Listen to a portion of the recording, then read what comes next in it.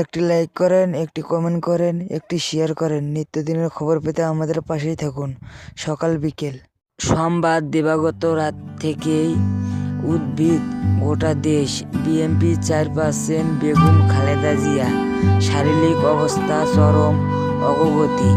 উদ্ভিদ অবশেষে দেশবাসীর সকল উদ্ভিদ দোয়া ভালোবাসাকে পেছনে ফেলে অরণ্যর পথে যাত্রা করেন গণতান্ত্রিক প্রতিষ্ঠিত নেত্রী বেগম খালেদা জিয়া। রাতের অন্ধকারে ভেদ করে আলো ফোটার আগে মঙ্গলবার ভোর 6টার শেষ নিঃশ্বাস ত্যাগ করেন তিনি। রাজধানীর এবারকিয়ার হাসপাতালে 1 মাসেরও বেশি সময় চিকিৎসাধীন অবস্থায় মৃত্যু হলো তার।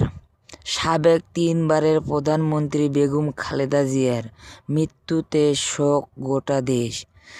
জাতির অগণনীয় ক্ষতি হিসাবে উল্লেখ করেন বিএনপির মহাসচিব মির্জা ফখরুল ইসলাম আলমগীর।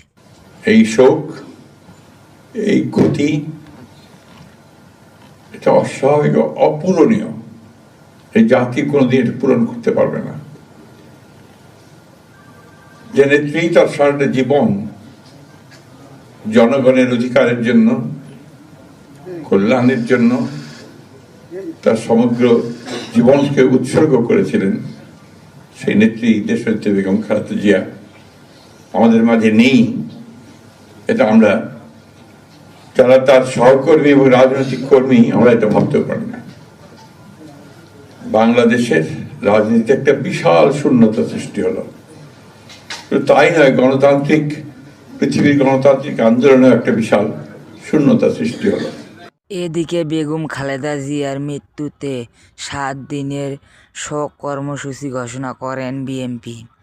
দেশ জুড়ে দোয়া মাহফিল সহ নানান কর্মসূচি পালন করা হবে। দেশনেত্রী বেগম খালেদা জিয়া আমাদের মাঝে নাই, পৃথিবী থেকে তিনি চলে গেছেন। তার মৃত্যুতে 7 দিন ব্যাপী বাংলাদেশ জাতীয়তাবাদী দল বিএনপি শোক পালন করবে। কেন্দ্রীয় কার্যালয় সহ দেশের সকল কার্যালয়ে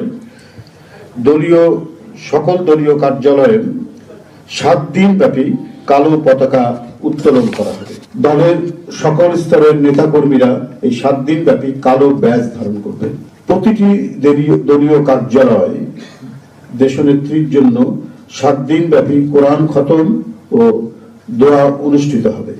গুলশানস্থ চেয়ারপারসনের কার্যালয় ও নয়াপল্টনস্থ কেন্দ্রীয় কার্যালয়ে এবং জেলা পর্যায়ের দলীয় কার্যালয়ে শোক বহি খোলা হবে।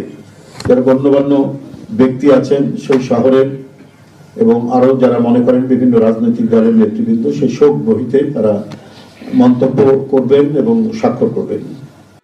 আপসহীন সংগ্রামী নেতৃবৃন্দুর খবর পেয়ে এবারকিয়ার হাসপাতালে ছুটিয়ে যান দলের নেতাকর্মী, সমর্থন ভক্ত। অনেকেই কান্নায় ভেঙে পড়েন। প্রিয় নেত্রী মহাপ্রাণ শোক সাগরে ডুবিয়ে যান। বাংলাদেশ যতদিন থাকবে ততদিন যাতে এই শহীদ জিয়ার মাজারের সাথে দেশনেত্রী বেগম খালেদা জিয়া থাকে এবং কোটি কোটি মানুষ যাতে এখানে আসতে পারে। সকল সম্মান আল্লাহ তাআলা তাকে দিয়েছেন, কিন্তু আমাদের কাছ থেকে তাকে কেড়ে নিলেন।